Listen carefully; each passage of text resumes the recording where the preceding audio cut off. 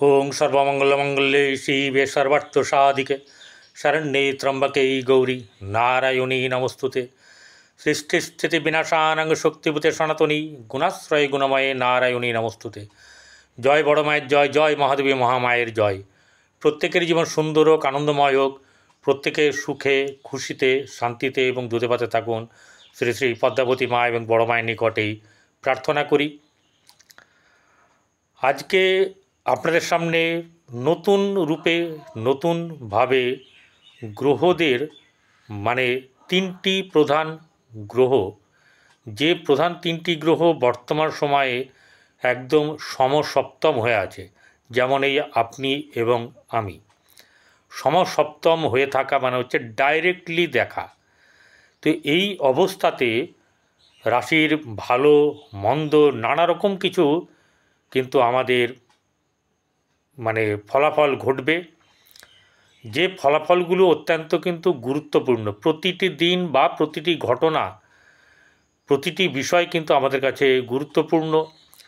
তবে একটা কথা বলে রাখি, সবসময় গুরুত্বপূর্ণ আমি বললেও আপনারা ভয়ের ব্যাপার নিয়ে কিন্তু কোনো রকম কিছু হবে না, কারণ এ আজকে আছে, একটু পরে সরে যাবে বা তার নক্ষত্র চেঞ্জ হবে, এরকম ধরনের ব্যাপারগুলো ঘটতেই থাকবে। অতএব কখনো কারোর খুব প্রভাব, ভালো প্রভাব অথবা অশুভ প্রভাব বা মধ্য প্রভাব, এরকম কোনো না কোনো কিছু থাকবেই। তিনটি অবস্থা হতে পারে। আবার এই তিনটি অবস্থাকে আরও ভাঙা যেতে পারে। যেমন ভালো যাবে, তাহলে আরও অনেক ভালো যাবে, আবার খুব ভালো যাবে, সুপার। আবার খারাপের দিকে খারাপ যাবে, অত্যন্ত খারাপ যাবে, এরকম ধরনের ব্যাপারগুলো হতে পারে। তো যাই হোক, ভালো হোক, এটাই কাম্য। আমার যারা দর্শকবৃন্দ, শ্রোতাবৃন্দ, তারা দূরে বাতে থাকুন, শান্তিতে থাকুন, সমস্যাকে এলে কাটিয়ে উঠুন, এটাই আমি চাইব। কারণ যে রাশির কথা বলছি সেই বৃষ রাশি আমাকে প্রচুর প্রচুর ভালোবাসা দিয়েছেন, আমার সঙ্গে থাকেন তারা। আমি স্পষ্ট করে বলি, কষ্ট নাই স্পষ্ট কথার। অনেকের এই স্পষ্ট কথা ভালো না লাগতেও পারে, তাদেরকেও আমার বলা এটাই যে আপনারা একদম দেখবেন না, স্কিপ করে চলে যাবেন। অনেক ভালো ভালো ভিডিও আমার থেকেও থাকতেই পারে। আমার থেকে ভালো ভালো জ্যোতিষী আছেন, তাদের কাছে আপনারা দেখিয়ে নেবেন, তাদের পরামর্শ নেবেন। আমার একটাই আনন্দ, আপনি সুখে থাকুন বা শান্তিতে থাকুন বা আনন্দে থাকুন। আমার কাছে দেখাতে হবে এমন কোনো ব্যাপার নয়। যাই হোক, কারো যদি দেখাবার ব্যাপার থাকে, স্ক্রিনে নাম্বার দেওয়া আছে, মানে আপনার থাম্বনেলে, আর না হলে ডেসক্রিপশন বক্সে চলে যাবেন। ডেসক্রিপশন বক্সে গেলে কিন্তু তাহলে আপনি দেখতে পাবেন। এবারে আর একটা জিনিস হচ্ছে গিয়ে, যে রাশি নিয়ে বলছি সেই রাশির লোকেরা সত্যি সত্যি আমাকে যেমনিভাবে সাবস্ক্রাইব করেছেন, লাইক করেছেন, শেয়ার করেছেন, আমি আপ্লুত। আপনারা ভালো থাকুন, ভিডিও আপনারা বুঝতে পারেন বলে আমার ভালো লাগে, ঠিক আছে? যাই হোক, কখনো ভালো লাগলে তিরস্কার করবেন, সবসময় ফোলানো ফাঁপানো বা দরকার নেই, অথবা চুপ করে যাবেন। ভালো লাগলে ঈশ্বরকে ধন্যবাদ দেবেন, আমাকে না।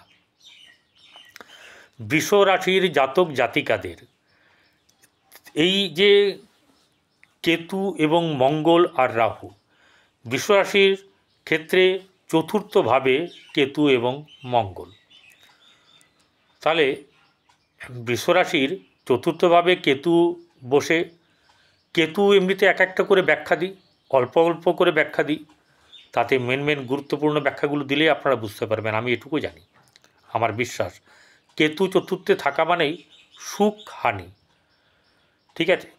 যে উদার চিত্ত যেটাকে বলা হয়, উদার মনা, কেতু কিন্তু সেটাকে কি করে গুটিয়ে রাখে। কেতু সেটা প্রকাশ করতে না, কেতু হচ্ছে অন্ধকার, সে প্রকাশ করতে চায় না, সবসময় গুটিয়ে রাখতে চায়। এই ব্যাপারটা এখানে থাকা, সুখস্থানে যতদিন থাকবে এই সুখ আপনাকে, সুখ আসছে, আনন্দ আসছে, ভালো লাগছে, কিন্তু প্রফুল্ল চিত্তে হা করে একদম অন্তর আত্মা খুলে যে হাসি বা আনন্দে মেতে যাওয়া, এই ব্যাপারটাই কেতু কিন্তু রাস টেনে ধরে, কিছুতেই খুলতে দেবে না। চতুর্থ জায়গা মাতার জায়গা, তাহলে মায়ের শরীর খারাপের ব্যাপার কিন্তু থাকবে, বা মায়ের সঙ্গে সম্পর্কের মাঝে মধ্যে অবনতি হতে পারে, অর্থাৎ মিলবে না এই কথা, মা যা বলবে বা আপনি যা বলবেন, দুজনের ক্ষেত্রে বোঝাবুঝির ক্ষেত্রে কিন্তু অন্তর আসতে পারে। বন্ধুবান্ধবের সঙ্গে ঠিক মতন করে মানে পড়বে না, ভালো লাগবে না। মনই যদি ভালো না থাকে, ছাতার মাথা কিসে ভালো লাগবে বলুন দেখিনি, তাই না? মন হচ্ছে গিয়ে রাজা, মন মহারাজা, মন সম্রাট। তার চতুর্থ জায়গা হচ্ছে মনের কারক গ্রহ। তাহলে এখানে আমাদের যে মানে জাতচক্র বা রাশিচক্র, তার চতুর্থ ভাব হচ্ছে গিয়ে চন্দ্রের জায়গা কর্কট। নর্মালি যদি যে রাশি থেকেই বিচার করা হোক, তার চতুর্থ ভাবটা আমরা ধরে নেব চন্দ্র। চন্দ্র বসে থাকুক আর নাই থাকুক, আমরা তো রাশি ধরেই নিয়েছি। রাশিপতি হচ্ছে গিয়ে এখানে শুক্র, এবং রাশি হচ্ছে গিয়ে বৃষ। চতুর্থভাবে কেতু মন, মাতা, মানসিকতা, সুখ, আনন্দ, এবং আপনার ভ্রমণ, আপনার রেস্টুরেন্ট, বা আপনার যে গাড়ি বাড়ি, সব কিছু ক্ষেত্রে কেতু কিন্তু বাধা দান করে। ঠিক আছে, কেতুর শুভ গ্রহ, শুভ ব্যাপারগুলো তো অন্য ধরনের, সেগুলো এই সামাজিক দিকে কিন্তু কেতু খুব বেশি যে ফল প্রদান করে তা নয়। কেতু গুপ্ত বিদ্যা, চতুর্থ জায়গা আছে, গুপ্ত বিদ্যা শিখতে পারেন। সে গুপ্তবিদ্যা মানে অকাল্ট সায়েন্সের কথা বলছি, গুপ্তবিদ্যা মানে ওই বশীকরণের বিদ্যা, ওই কাউকে মরণোচ্চাটন, একদমই না। সহজ রাস্তায় যাব, সহজ পথে চলব, সহজ কথা বলবো, এই মানসিকতা নিয়েই থাকবেন। তাতে কি করতে পারেন? জ্যোতিষ শিখতে পারেন, ট্যারট কার্ড শিখতে পারেন, হস্তরেখা শিখতে পারেন, যার কাছে খুশি যেখানে মন চায়, অথবা আধ্যাত্মিকতার ব্যাপারে কোনো বই, ভালো বই নিয়ে আসতে পারেন। হরিবংশ পুরাণ, গীতা। গীতা সবচেয়ে হচ্ছে গিয়ে আমাদের সব কিছুর মূলে হচ্ছে গীতা। যেমন বলো না মাল্টিভিটামিন, তো এখানে মাল্টিভিটামিন নয়, অল মানে মাল্টি আছে শুভর দিক থেকে, অশুভ কিন্তু কিচ্ছু নেই। অশুভ একটাই, গীতা যে না পড়ে তার ক্ষেত্রেই অশুভ। তাহলে এখানে একটা জিনিস হচ্ছে গিয়ে আমাদের এই ব্যাপারগুলো, ভাবগুলো, এই সম্পর্কগুলোতে খারাপ হয়ে যায়। এরপরে তার অপোজিটে কেতু যেদিকে যাবে তার অপোজিটে রাহু থাকে, মঙ্গল পরে আসছি। রাহু, কারণ রাহু আর কেতু একটাই অঙ্গ ছিল, সেখানে তো আপনারা জানেন, কথাটা আমি বেশি করব না, যে তাদেরকে রাহু যখন অমৃত পান করে তখন তাকে মোহিনী রূপ ধরে শ্রী বিষ্ণুদেব তার গলা ছেদন করেন। ধড় একদিকে চলে যায়, ধড়টা হচ্ছে কেতু, আর মস্তকটা হচ্ছে রাহু। রাহু অমৃত পান করেছেন বলে সে কিন্তু অমর হয়ে আছেন। তাই এই যে রাহু, সেই রাহু কী প্রকৃতির? রাহু হচ্ছে ওই যে মায়া করে, ছল করে নিয়েছিল কিন্তু অপরের, অন্য মানে দেবতার রূপ ধরেছিল। তাহলে রাহু কিন্তু ছলে পটু, বলেও পটু, মায়াবী। ভালো করে ব্যাপারগুলোকে শুনবেন, জানবেন, শিখবেন। রাহু হচ্ছে ছায়াগ্রহ, রাহু হচ্ছে গ্রহ, বা মায়া বা মায়াবী গ্রহ। এই ব্যাপারগুলোকে যদি খেয়াল রাখা যায়, আমাদের বিচারের ক্ষেত্রে অনেক সহজ হয়ে যায়। তাই রাহু কখন কাকে কিভাবে দেবে, আজ পর্যন্ত তার সম্পূর্ণ ব্যাখ্যা বিদ্বান জ্যোতিষ দিতে পারেনি। ছোটোখাটো এদেরকে ধরি না আমি, ঠিক আছে?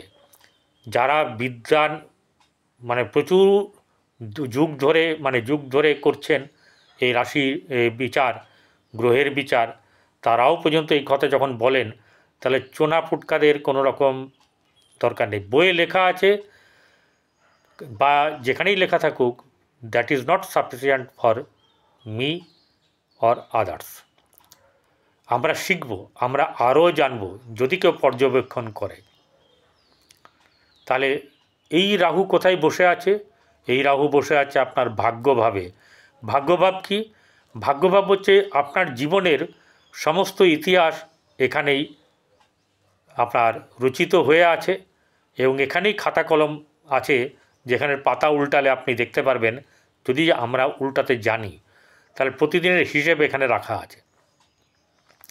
কি হবে, অর্থাৎ আমি কি কর্ম করেছি সেই কর্ম অনুযায়ী ফলাফল কিন্তু সময় বেঁধে এই ভাগ্যের জায়গায় লিখে রেখেছেন হচ্ছেন গিয়ে আমাদের ভাগ্যের দেবী কৃত্তিকা মা। তিনি সমস্ত রচনা করে রেখেছেন কি হবে আর কি না হবে, বা কতটা হবে, কখন হবে। এই ভাগ্যের জায়গায় যখন রাহু বসে থাকবে, তার রাহু ভাগ্যটাকে কিন্তু চঞ্চল করবে। রাহু ভাগ্যকে চঞ্চল করলে আমরাও সাধারণত ভাগ্য আমাদের চঞ্চল হবে। কীরকম হবে? কীরকম হতে পারে? হতে পারে এরকম যে আপনি কোনো একটা দিকে সফলতার কাজে এগোচ্ছেন, কিন্তু সেই সফলতাতে বাধা পড়ে গেল, অথবা আপনার চাওয়ার আগেই অনেকটা আপনি পেয়ে গেলেন। ক্লিয়ার? রাহু মনকে কিন্তু খুব ভালো মতন করে নিজের মতন করে চালায়। তাই একে জয় করতে গেলে একদিনে হবে না।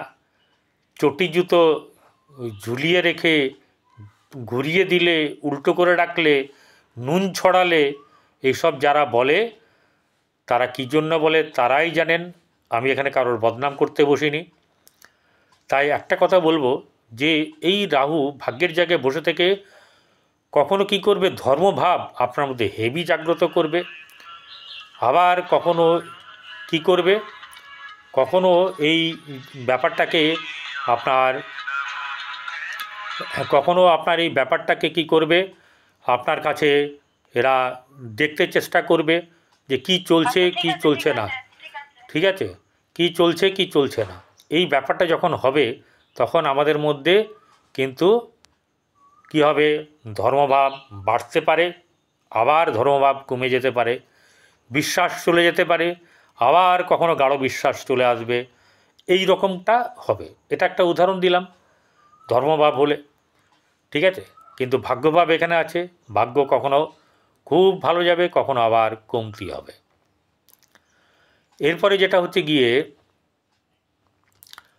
চলে আসবো এবারে মঙ্গলের জায়গায়, মানে তৃতীয় মঙ্গল থাকা মানেই হচ্ছে, দেখুন নিচস্থ থেকে কি হচ্ছে এখন, এই উচ্চস্থ মানে হচ্ছে না, নিচস্থ থেকে কিন্তু নিচস্থতা কেটে যাচ্ছে। সেটা কোথায়? কর্কট থেকে। এই যে চলে গিয়ে কেতুর সঙ্গে যুক্ত হলো মঙ্গল, কেতু এবং মঙ্গল একসঙ্গে থাকা মোটেও ভালো না। জ্যোতিষে, সনাতন জ্যোতিষে দেওয়া আছে কেতু কুব্জ সম ফলদান করে। যেহেতু ওর 7 বছর এর 7 বছর, কিন্তু সেটা করে না, কারণ কেতু হচ্ছে ঠান্ডা গ্রহ। তারপরে কি হচ্ছে, জড়িয়ে পাক খেয়ে থাকে, গুটিয়ে রাখে। আর মঙ্গল তপ্তকারক গ্রহ। ঠিক আছে, মঙ্গল হচ্ছে একদম ডু অর ডাই। মঙ্গল সঙ্গে সঙ্গে অ্যাকশন নিতে জানে। তাহলে এখানে কি হচ্ছে, একই হবে? হবে না। চতুর্থে মঙ্গল থাকা ভালো না। এই যে জাতচক্রের বা রাশিচক্রের চতুর্থভাবে মঙ্গল যেমনি নিচস্থ থাকে, তাহলে কি ভালো ফল দেয় না? এখানে নিচস্থ নাই বলে এটুকু বলতে পারি যে এই চতুর্থে মঙ্গল কিন্তু ভালো ফল দেবে না। এবং এইবারে চলে আসবো দৃষ্টি। রাহুর দৃষ্টি মঙ্গলের ওপরে, মঙ্গলের দৃষ্টি রাহুর ওপরে।